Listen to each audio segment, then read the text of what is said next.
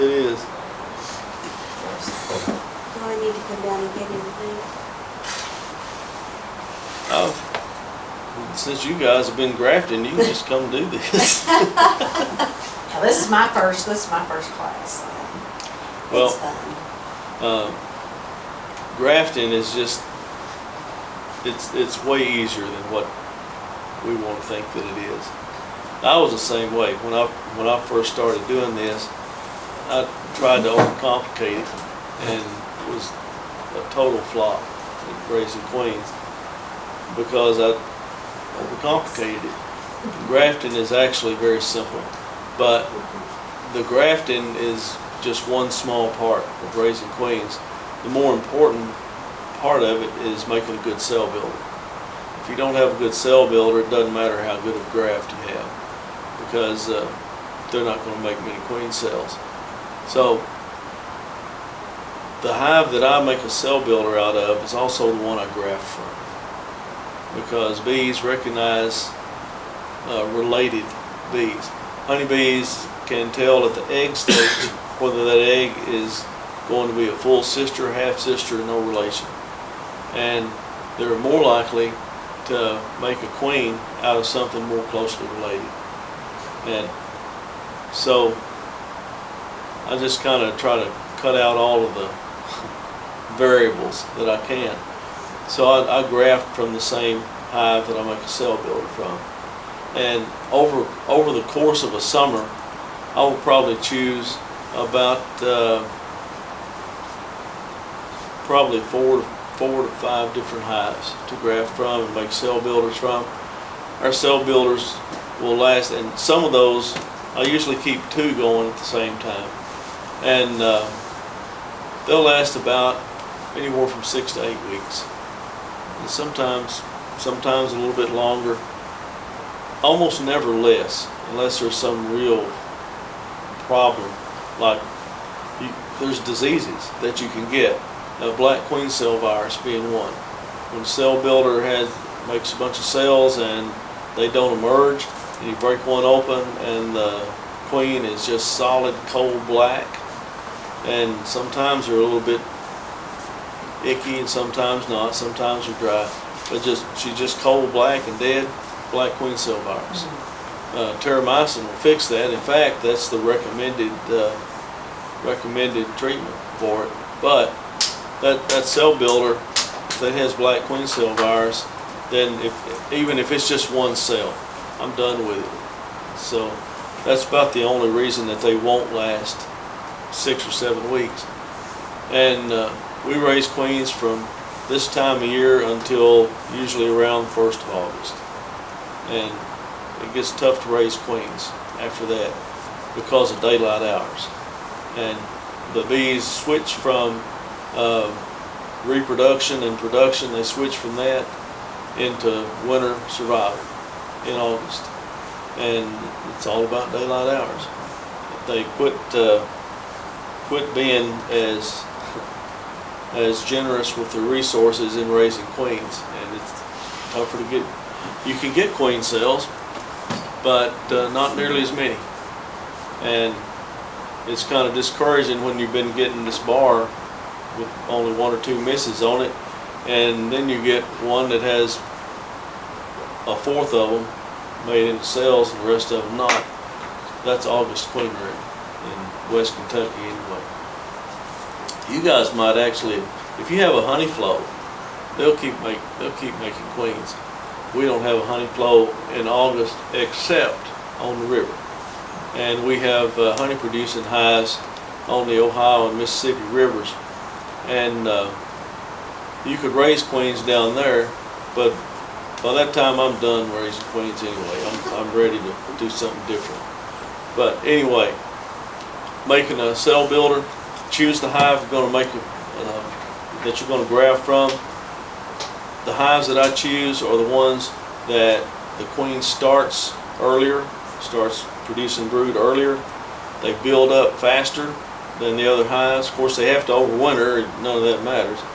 They build up faster than other hives, and when you pull a frame of brood out of the middle of the hive, the bees stay on the frame. They're just calm, milling around on the frame, not running off and falling off in the hive like water, I'm not going to raise a queen from nervous bees. That's something that you can breed around. So I choose the hive, and I'll take a 5-frame nuke. First thing I do is take a queen excluder, and I'll shake all the bees into the bottom box. That means the queen's down there too.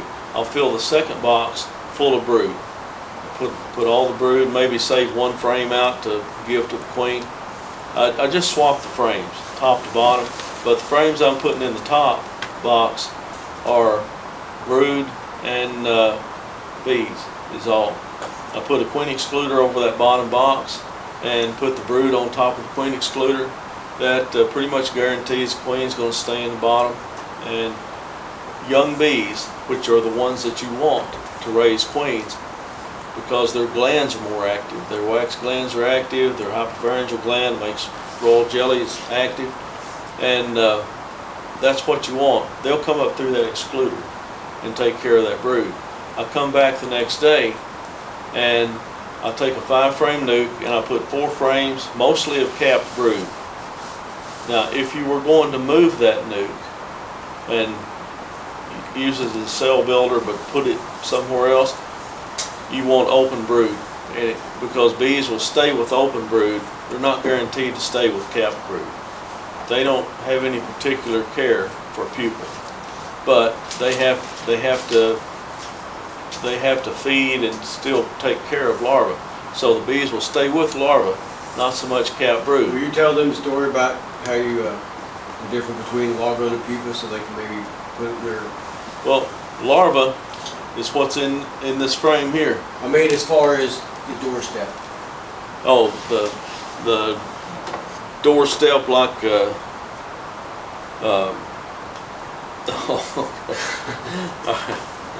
I got you now.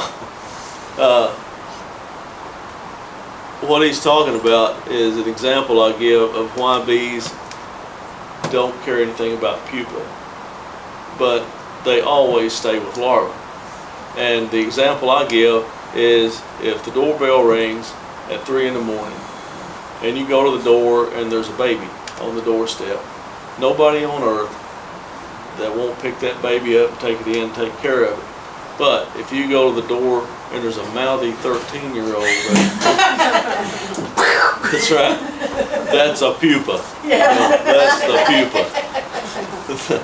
The larva is the baby on the doorstep, and they'll stay with larvae. They're not guaranteed to stay with pupa. And I get this every year. There'll be a beekeeper that calls me and says, I caught a swarm, and I always heard you need to put a frame of brood in so the swarm will stay. And I put a frame of brood in, and they left anyway. And I said, well, was it larva or pupa? I don't know. But why don't you know? You know the difference? Well, kind of. But they put a frame of capped brood in. And he said, now I got a frame of capped brood and there's no bees on it. Put it back in another hive. They'll either keep it or trash it, one or the other. But that's the thing. Bees will stay with larvae. They won't. They're not guaranteed to stay with pupa. So, making this cell builder, I like to put the cell builder where it catches all the foragers coming back to the hive. So once I get 4 frames of brood, I put mostly capped brood in it for 4 frames, and I'll brush 4 more frames of bees off into that. So I got 8 frames worth of bees in this. It's 4 frames of capped brood with the bees attached to it, and I'll put 4 more frames of bees in it. Then I will move that box with a queen in it to its own bottom board and set the nuke where it's catching all the foragers. So I've got 3 or 4 times as many bees as what should be in that box. And what I like to see is going out at dusky dark when all the bees are home and not being able to see the whole front of the box because the bees can't all get in it. That's the kind of situation that will make a lot of queen cells. And I'll choose a frame to graft from the hive that I just moved. because most of the larvae stayed within. I'll choose a frame to graft from, and I'll graft, and I'll put the graft in that cell builder, right in the center. I put and I'm not worried about putting a frame of food in there. It's just, this is the way I do a cell builder. There's a dozen different ways to do it, and all of them work. And all of them can fail too. But I don't put any frames of food in there, not on purpose. And I'll put a pollen patty about this big around, about that thick. Just big enough that the bees will probably consume most of it before the beetles get in it. And I put a pop bottle with really light syrup in it. And they'll make queen cells on that. The extra food is very important. And the foragers all coming back to the hive is very important. So without those two things, instead of getting 70 cells, I would get about 40 or 45. But when I add those two, when I do those two things, then if I graft 70 cups, I'll get 65 of them pulled out. I never get the whole bar. I'm never the guy that has their picture on Facebook, big smile, you know. I'm always the guy that's looking at those people and thinking, yeah, that was photoshopped. I know him, he's not that good. But I'm not that good either. So anyway, that's your cell builder, and that will make a lot of queen cells for you.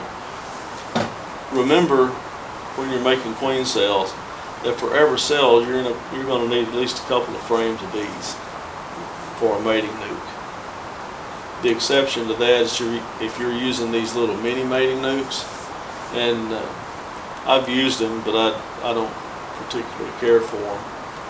About how many bees per cell do you need? Per cell in Nurse bees per cell. Yeah, nurse bees, you probably need about 4 per queen cell. You're going to have a constant rotation of bees that are coming and feeding that larva, and then to get it capped, it's going to be a constant. It's going to look like a constant flux of bees, and you're probably going to need. You're going to average probably, I'd say, 24 bees per cell at a minimum, bare minimum, and that's considering that you got this rotation. That's 24 on a cell at one time. So you've got this rotation going where they're going to be working on it, then they're going to be going and getting some food. Because it's not unlike bees that are keeping a hive warm in the winter, cluster warm in the winter. You got some that are heads in the cells working their flight muscles, creating heat, and then they run out of energy. They come out and go to food, and the insulators take their place. So these bees are working on queen cells, either feeding or making wax, and they won't do both. It takes too much energy for a bee to make wax and feed this larva. So you have the youngest bees that what they're doing is making wax because their wax glands are more active. Then you have the next stage of nurse bees that are feeding, and their hypopharyngeal glands are going wide open when they're 2 weeks old, 2 to 3 weeks old. So they're going to run out of juice, run out of energy. Then they go to food, and you get another group that comes in, and the heater bees, they don't need as much energy. I mean, as much food. It takes longer for them to run out of energy than it does the bees that are you can get some queen cells made. I like to use the double row of you have that thing over there. Where'd that double one go? Somebody ran off with it, Dave. I think they took them apart, didn't they? Okay. Yeah. I like to use a double row like that because, well, here, I'll just use some of these. Because when you have this double row, if you offset them,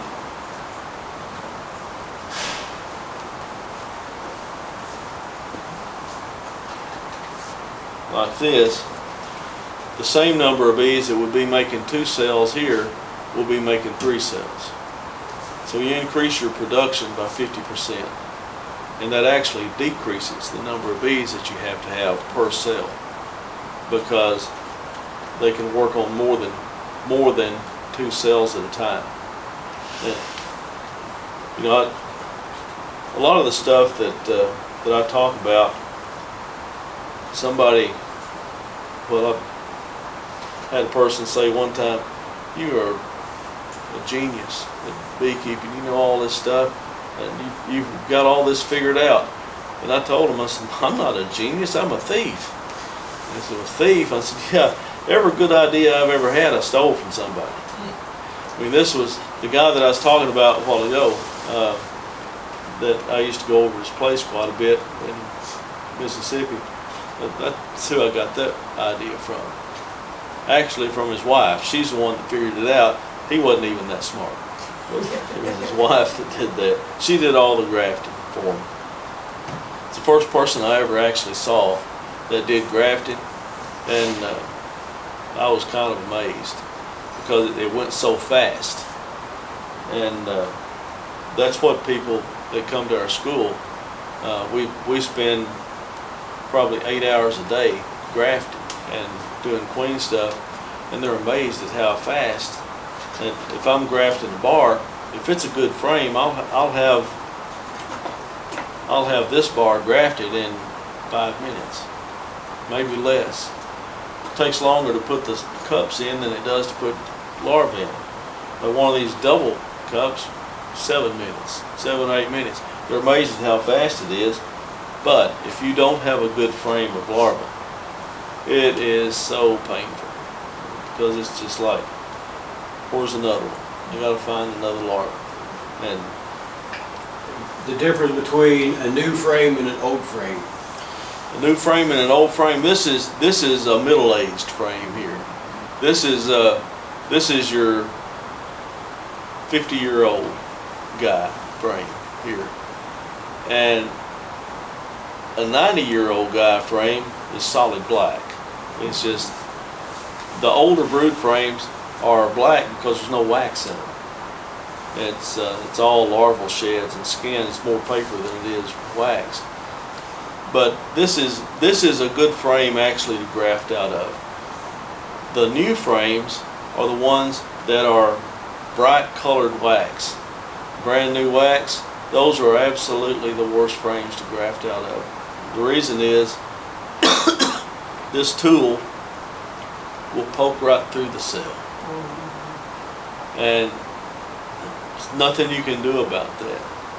When you're trying, these tools, Chinese grafting tools, are designed to follow the contour of the cell. This flexible tongue follows the contour of the cell and slips underneath the larva. Well, if the wax is so tender that when this tries to follow the contour, it just pokes right through it, it's hard grafting in brand new comb. Old comb is easy grafting. Brand new comb on plastic, it can be done, but it's still not easy. It's a booger. I tried to do that yesterday, and plus, the one-day-old larvae weren't in enough jelly. Did you That's even worse. Yes, Yeah, that's even worse. Everything had been going great till I got to that last frame, and I should have looked at it closer when I pulled it. Did you cuss? Of course not! Mine's a sin. That's right. You could sin by cussing, or you could sin by lying to us. Either way, you're doomed. I may have said a few choice words. That's why I like to work alone. I had someone come over and watch me and I was just regretting it. I was like, oh, I just need to be by myself. By the way, I've told this to every class. I went out at 5 to 7 to pull that graft today. None of you are worth it. The ladies were not happy this morning. I broke down and had to put my gloves on. Uh-oh. That was a bad But morning. they- The Lord is the only one that heard my words. So. Yeah, there's things hanging over top the apiary at my house that, And it couldn't have been, there was nothing in the first 2 hives that I thought was perfect. It took me 3 hives to get something decent. and so you had to make everybody mad. Oh yeah, they was cussing and I was too. Yeah. Yeah.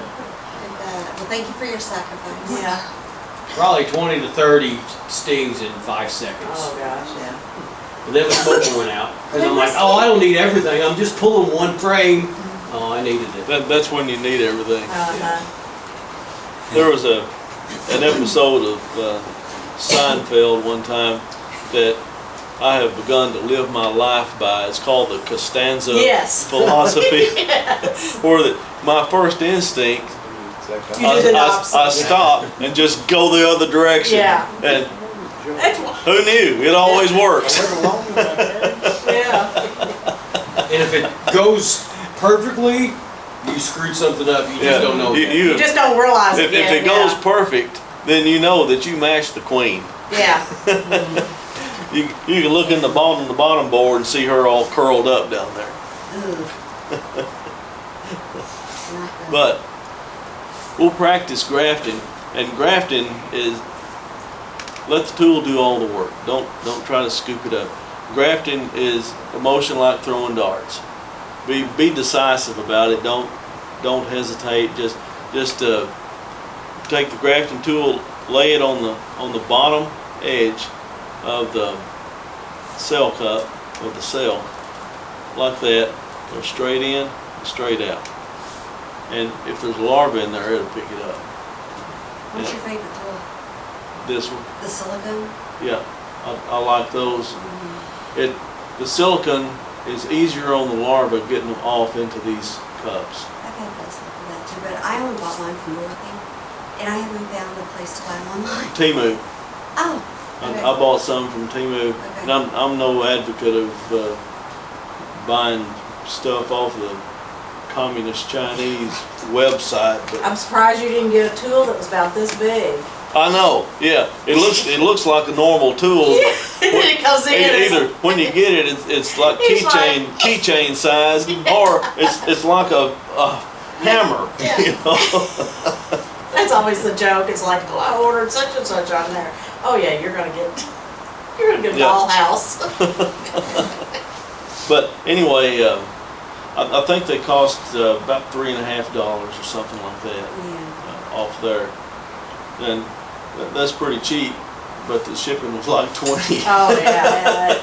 I need to get some more, and I just didn't know where to get them. Yeah, that's where I got them out. I googled it, silicon plunger grafting tools. Okay. I'll do that today. The first ones I ever got, Dorothy gave me free one time at a meeting we were both at, and I liked them so much better than my next favorite are the ones that have bamboo, Yeah. not the plastic but bamboo. I hate those plastic ones. Well, I'm not a fan either, but I end up using some of them every year, and Tulu's gonna be like, why are we having a run on grafting tools today? The silicone grafting ones. Yeah. they're gonna have to They're gonna be like, hey, crank it up. they're gonna have to put another wing on the prison in the making Yeah, these, exactly. you know? Now, I bought that easy peasy queen rearing kit. I like those grafting tools that comes with it.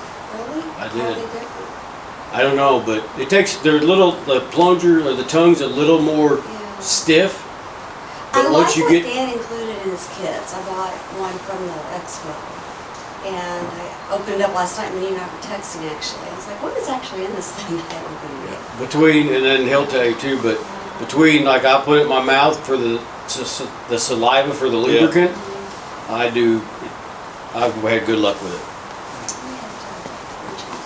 And I've had, and you'll see these things on social media and websites, people that put all different kinds of stuff in the cups.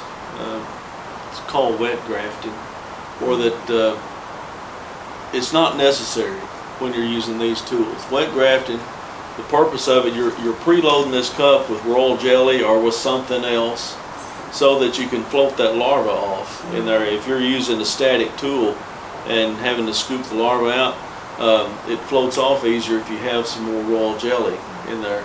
And I had a guy that was helping me a few years ago, and he was without doubt the best grafter that I've ever had, and he knew nothing about it. He was just a savant with that. He was really good. And he said, you ever tried putting yogurt in those? I said, why would I do that? And he said, well then, and he explained they were floating the larva off on yogurt. He said they have like 100% take on those cells. And I said, well, go ahead. I don't mind you using yogurt in yours. I'm not using it in mine. So we both had cell builders going, and he used yogurt and he didn't get a single cell. Normally he was a guy that would get a full bar. And he came back and he said, boss, that just didn't work. I said, go figure. 5 minutes left, So anybody that wants to graft, come up, and it's just a very simple process. See? And when you're practicing, it's okay to practice with large larvae, doesn't matter. And getting it off of this into the cup is a reverse procedure. Put this on the side all the way down until it stops, then hold. You don't push this, you hold it and pull up on the barrel. And that pushes the larva off into the cup. And where people tend to mess up, make a mistake, is they just hold this and then try to push the larva off, and sometimes it'll roll up under that plunger, and that don't do it any good. But I'm willing, I'm gonna try. Go for it. and a good light is really valuable. Yeah, well, Get your headlamp. I've also learned I have to take my glasses off so I can see. I wear my Coke ball glasses. yeah, 'cause I was gonna say I'd have to, I have okay. big, thick reading glasses. so. I do better. I'll take it in my building and shut all the lights off and just use the flashlight. Now this So is where I'm it'll putting get this exciting, beam is right. keeping my hand still enough to go. Here, I Here. have a. do it this way. Okay. Put your hand, put your finger down Uh-huh. like that Uh-huh. to hold it. Okay. It's kind of And big and that way clunky and isn't very You have comfortable, but some point of it Gotcha. is a nice ride. Gotcha. reference there. We have like, when I used to be a mechanic, a Snap-on one. It seemed like Yeah. the light, no matter how I adjusted it, was always in the way of my hand. So but yeah. Did I get it? Yeah, you got it. Okay, Now, and so get it off then I go back down the side, Yeah, all the way to the bottom All the till way it to- stops. okay, There you go. Now hold the plunger okay, and pull up the barrel. Still in your. still on it, isn't Yeah. it?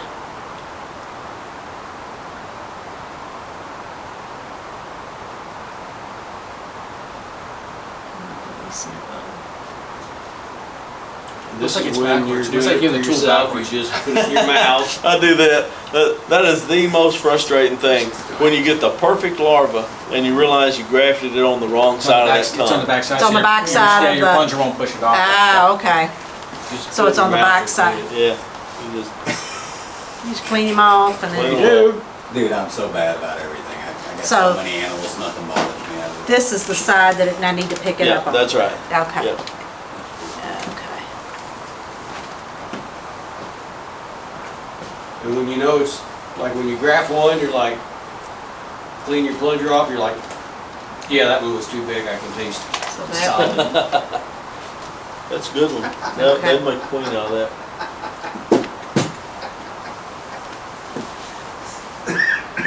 Oh, I plunged the top instead of the barrel. Did it come off? Sometimes you can do it wrong but still work. That's beekeeper. Yeah, that's right. I can't, I think it's in there. Oh. Yeah, it's in there. Okay. Just not in the middle where. Well, wherever you put I mean, I try to put You're the there. I can't larva in the see, center no. of these, but I just wherever can't you see put your it stuff. there, That's if all I bees do. want to make a queen out of it, they'll move They'll- it to the middle. Okay. Bees move stuff around. I mean, that used to be said that they don't move eggs, or they don't move eggs, but That's that they don't move awesome. larvae. But the That's larva, not they true. can do. kind of shift They- it, They do move larvae. float her down a little bit. Let's say, you know, it's down where you see charged queen cups. Mhm. So, did they tell the queen to go lay in there, or did they? In a way, they did, Okay, but there's a but here. okay. Big butt. That's part of, you know, the charged queen cups are never swarm cells. They're never the ones on the bottom, Okay. or they always start with a horizontal axis cell, and the queen cups do. Okay. But if it's a swarm cell, the reason the queen lays in it is that she's producing queen pheromone all the time, and the bees are licking that off her abdomen and sharing it with the bees behind them, and that continues until it goes out to the perimeter of the brood nest. Okay. And then, as they're sharing that, you know, it's like queens here. It goes out, and as it's going back, they're sharing. They're still sharing with the bees that are still licking that pheromone. It's not a one-time thing. It's a continual operation. Well, the bees that are closest to the queen are also feeding the queen. It's hard not to. When the queen stops getting any pheromone back to Stuck her, on the plunger. that's when she is stimulated to lay in a vertical axis cell. That's crazy. I know, I was always Did you know curious that? about, I do now. I was always curious about why in the world would queen lay in a vertical axis cell. Right. And I was talking with Clarence Collison about it one night over supper, and he said, well, this is what they, and Clarence he's never absolute about anything. He's always covering his butt about Was that what he during the said. Apes Rescue, the research conference? It was before that at another Okay, conference. yeah. Me and Clarence have spoken in a lot of the same places. I bet you have. And of course, he was at Mississippi State, and I was in Mississippi doing beekeeping. So I had a lot of interaction with him and stayed with him and Sally at their house a lot. Oh, I'd love So what I'm listening to seeing is, our And house, he needs to do this. anyway, Let him do this he job. said, well, what they say is, and he But somebody else said what I just said. I said, well, is what they say right? And he said, I think it is. It makes sense to me. And I said, well, if it makes sense to you, I'm going to say it's right. Yeah. But anyway, that's what stimulates a queen to lay in a vertical cell. That's really cool. I'm glad you know that. A couple of years ago, I had a JZBZ cup I forgot to remove, and there was a swarm cell relayed in it next I year. found one yesterday. When I was going through that hive that was queenless, that I was saying was queenless, they had raised a queen in a JZBZ cup. That's my thinking. I was talking to Lyndon like, look, Jamie Ellis says he has no proof that they moved eggs. But But here you go. Somebody I had- can type that over there. I had a cell builder that I built 10 years ago probably, that I used 2 3-pound packages of bees, no queen in them. I used those 2 queenless packages, put them in a nuke box, and put a graft in there. The only eggs, there was no brood, period, in there. It was all just comb. And bare comb. I didn't even take it out of another hive. It's just some drawn comb that I had. So there was nothing in it. And I put a graft in there, and I came back to check the graft, and there were 2 queen cells that were on the side of the comb. Right. Well, one of them was actually more on the wood than the comb, and the 2 cups, a little bit over from them, didn't have anything in them. So you know those bees had to move that. There's no other way that, I mean, if it'd been the cups directly above, I'd say, well, maybe it fell out, I don't know. It was cups over toward the middle and the cells were over here at the edge. There's no way that that could have happened without the bees moving. This is really cool. Yeah, it is. That's This is exactly what it is. that was a good idea. That now, so would you just run that one, no, or would you do all 3 levels? I would do all 3 levels. Can I take a picture of this? I don't care. It's not Okay. mine. Okay. Yeah, steal somebody I else's know. Yeah, from only the thing- stealer? I'm gonna Like tell I- Scott to get the table saw I out. use the Easy Peasy, well, Yeah. it's Jay-Z Beezy bar, but I'm gonna use the Easy Peasy cups, Yeah. and I can't offset them, but Here, I I'll did, hold they it. did 27 to 30, so, Right. Who's to gripe? yeah, so, Oh, Yeah. we're good. It's the same principle. I think that you could probably use these even. that I don't know. I think it is, I think on that kit I bought, I thought it did say it was the Jay-Z Beezy bar, Yeah. and they kinda made their cups to fit The bar. Yeah, You're welcome. if I understood it. Happy to be Vanna anytime. But I'm gonna try it. I mean, put them in the, above a queen is clear, because I was telling you, mine, Yeah. working a full-time job, sometimes they're starved to death by the time I get Right. home. Now, if you're gonna give anybody credit for this, Joanne and Dwight Gunner Gunner. are the people that I've visited that's the first place I ever saw one of these. Also, I think that one came from Man Lake, but the Dedant grafting ones, they're a regular bar thick, so there's more Okay. meat that these are Okay, in too. Dan, I could look on that. I think too. so. Real quick, guys, lunches are set up in the media center where coffee was at earlier. I'm gonna let my speakers have a moment to eat and catch themselves, and then we're gonna meet in room B for a Q&A panel. But you all can eat wherever you all would like, wherever there's a seat at the table. Thank you. I'd like to ask you a little bit about your building for a moment. Got plenty of time. Okay. Because I'm basically Jake trained, Yeah. but I'm seeing, like I missed those 2.